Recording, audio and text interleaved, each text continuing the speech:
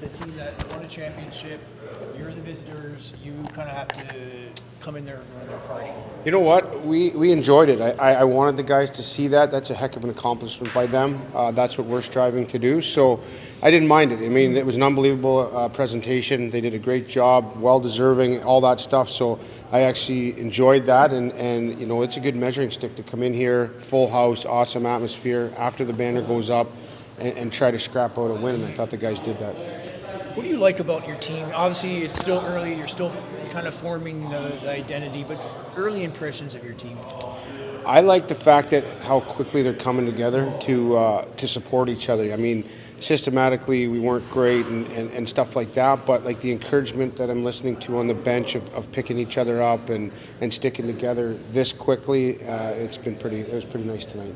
Say, Hershey's coach mentioned it was kind of an emotional night for them, and you could sort of see that the way they were, kind of taking it to you there in the first 5 or 6 minutes. Just how'd you like the way that your team sort of settled down after that first couple minutes and then, got to it? Seemed like you guys settled Yeah, down. we knew that was going to happen, and again, good on them. That's an awesome night for them. So it was a bend, don't break mentality. We knew it was going to happen. We knew they were going to get power plays. We talked about it even before the puck drop because that's just what was going to happen. So I thought our goaltender was outstanding and kept us in the game till we got our legs underneath us. That's sort of my next question. I think he went down in the opener last year right off the bat. Yeah. So for him to get the start in this one and then put the performance together like that in this kind of an atmosphere, you have to be impressed with his resolve. It's awesome. It was from start to finish, he was real good. No lapses, obviously, with the shutout. So he's worked extremely hard. He played in 2 games in Ottawa in the training camp there, and came in, looked mid-season for him, and that's what we're going to need from him. And now he puts the pressure on the other goalies to perform too, and I love that they're going to push each other, and it's a great first night for our goaltender. You sort of mentioned it, but you sort of need the big play from the goalies early on, just when there's a lot of breakdowns and like you mentioned, systems kind of sloppy. You sort of need that backbone to sort of wash out those little mistakes early on in the year. I've never seen a good team with a bad goalie. So you got to have your goalie. He's the backbone of your team, especially in that second period. I think when they got or the first period there, all the kills, right? He's going to be your best penalty killer. And he bailed us out for sure, but, I can't not mention, 9 seconds left in the game and Jer Bernard Docker goes for a big block of a 3-0 game. So that's what I'm talking about, playing for each other and wanting to get that shutout for Mads. Like the guys were really pushing for it. You have a player like Lassie Thompson. He goes on waivers, goes to Anaheim, comes back. Kind of has been through a little bit of a upheaval. How do you manage a player like that and get him kind of back on track?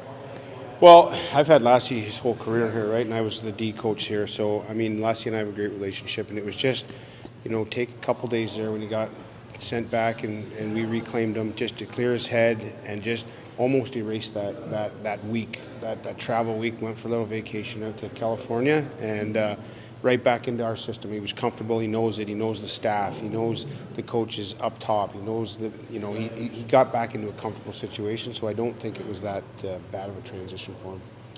For a guy like Sokolov or guys coming down, maybe a little disappointed, obviously, not to make the NHL roster, how do you sort of get them going and sort of have them channel their energy, in a positive manner? Because obviously the end goal is to get back up there. You know what? When I met with them, I meet with all of them individually when they come back. That was something I talked to Ryan Bonus about, that every one of them to a man that came down was disappointed, and not just lip service right away. Hey, we have a good group here. I want to be part of a winning team. I want to get started here. And, if I play well, that'll look after itself getting recalled up. But, normally you have NHL hangover and guys pouting, and I can honestly say there wasn't one guy that came down with that attitude. So it was good on them. What do you see in Boko Mama? Kind of, an old school enforcer, but he can certainly play in today's game as well. Yeah, I had Boko in Ontario for 2 years, so I have a little bit of a relationship with him. What I like about him is he's not your prototypical fighter in the fact that he can skate and he can really get in on the forecheck, and that that's where he can cause havoc, and that's where I think he can be effective for us. He's not just going to get pushed out to the face-off dot to get in a fight. He can turn pucks over, and I think he had 46 goals when you're in junior too. So he can score if he gets that opportunity. So he could see himself moving up and down the lineup just with the fact that he can skate. And maybe just a thought on Nicola Matanpalo gets his first goal in North America. That's quite the shot he's got back there. Yeah, I thought he was going to get another one there in this deep slot there in the third, but no, he comes as advertised. Great big shot, steady guy, pretty safe guy, but a big man. with a big shot. So as advertised, and that was good to get that out of the way for him.